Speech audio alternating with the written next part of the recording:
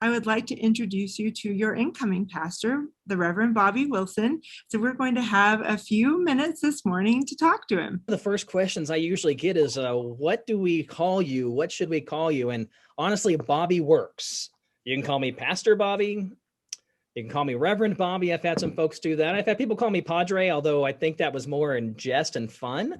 But whatever you want to call me, it works. I'll answer to it. I'll answer to most things. My wife is named Cheryl. She's going to be a teacher in most likely New Mexico at, whatever the name of that ISD that's out there is. Gadsden ISD, that's it. I'll know it before I get there. And I have two little kids, Matthew and John Luke. By the time we get down there, Matthew will be about 3 weeks away from his 9th birthday, and John Luke is 7. And one thing I can promise you is you guys will get to know Matthew and John Luke. They get to know everybody really fast. I served in the military for 10 years. I was a logistics officer and rose to the rank of captain, and then went to seminary and did that other stuff, and ended up getting out of that, moving into the inactive reserve once I got appointed to a church. And I served 7 years as a sheriff deputy at the Hillsborough County Sheriff's Office in Tampa, Florida. And I've been a pastor now for 5 years, going on my 6th year. And I've served on a couple different things at the district and conference level. One of the most fun things I've got to do at the conference level is I helped chair the innovation and revitalization team for the Northwest Texas Annual Conference. And that was a lot of fun because that's the group where we get to come up with the really cool, neat, new ideas. And I love doing that kind of stuff. I don't know if you remember this the way that I do, but I think the way that we met is through the Board of Ordained Ministry. I was serving on the board when you were going through the ordination process. Is that correct? Yeah, that sounds right. I know you were on there when I was going through, and I felt sorry for you if you had to read my paperwork.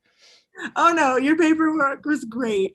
But one thing that I really remember appreciating about you through that process, because it's a long process and it can be a little daunting with everyone around the table, especially during the formal interview part right before ordination. One of the things that I remember appreciating about you is that you're clearly a good listener, and you take in the context pretty easily. At least you make it look easy, but also you're very thoughtful in your responses, and you would take time to respond, and you didn't jump in too quickly. And I saw that about you and with you consistently. So I guess my question is that kind of your MO? Is that how you approach life in general? That's not my natural inclination. But I've learned with the military background and law enforcement background and working as a pastor and in ministry, it's important to listen. And it's important to understand what someone else is saying or where they're coming from, and to understand the area in which you are working. As I definitely, it's a growing thing with me, but it's something that I do try to take seriously. Awesome. Before we conclude our time today, I want to have a little bit of fun. So okay. I want to invite you to play a game. Let's play 2 truths and a lie, and I will try to guess and see which statement you are sharing is a lie. Okay. All right. First, I have been a certified skydiver.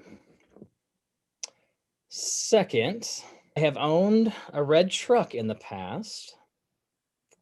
And third, I met my wife on a blind date. I'm going to say the red truck is a lie. No. Oh, no. It's not that one. That was close. It was number 3. I didn't meet my wife at a blind date. I actually met her at church when I was gone on military leave. We were both volunteering with the same youth group, but we started at different points. And she started volunteering when I was gone. And I was gone about 3 months. I came back. All the kids were huddled around her, and somebody yelled out, "Bobby's back," and they all left her and ran over to me, and she got jealous.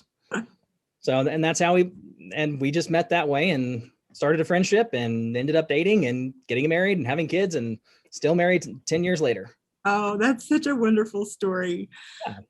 I'm sure that the congregation will love to hear more about how you all came together and how your life has unfolded up to now. And they'll be excited to be a part of this next part in your journey. Well, awesome. Eager to meet them too. All right. Thanks.